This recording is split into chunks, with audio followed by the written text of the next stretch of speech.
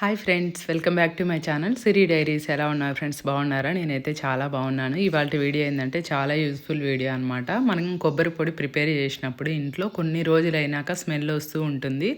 అదొక oil smell వస్తూ ఉంటుందన్నమాట. అట్లా రాకుండా ఉండాలంటే ఎక్కువ అయితే మనం కొంచెమే ఫ్రెష్గా పట్టుకుంటాము. కానీ ఎక్కువ పట్టుకోవాలి, మనం ఎప్పుడైనా ఊరికి అట్లా వెళ్తూ ఉన్నప్పుడు స్టోర్ చేయాలి అన్నప్పుడు మటుకి కొబ్బరిలో 2-3 లవంగాలు, కొంచెం బండపువ్వు వేయాలన్నమాట. మళ్ళీ ఎక్కువ వేసినా ఫ్లేవర్ చేంజ్ అవుతుంది. అలా వేసి మిక్సీ చేసి స్టోర్ చేయండి.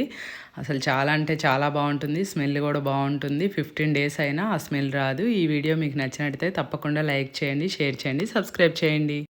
Hi friends, welcome back to my channel Siri diaries. ఎలా ఉన్నారు ఫ్రెండ్స్? బాగున్నారా? నేనైతే చాలా బాగున్నాను. ఇవాళ వీడియో ఏంటంటే చాలా యూజ్ఫుల్ వీడియో అనమాట. మనం కొబ్బరి పొడి ప్రిపేర్ చేసినప్పుడు ఇంట్లో కొన్ని రోజులైనాక స్మెల్ వస్తూ ఉంటుంది.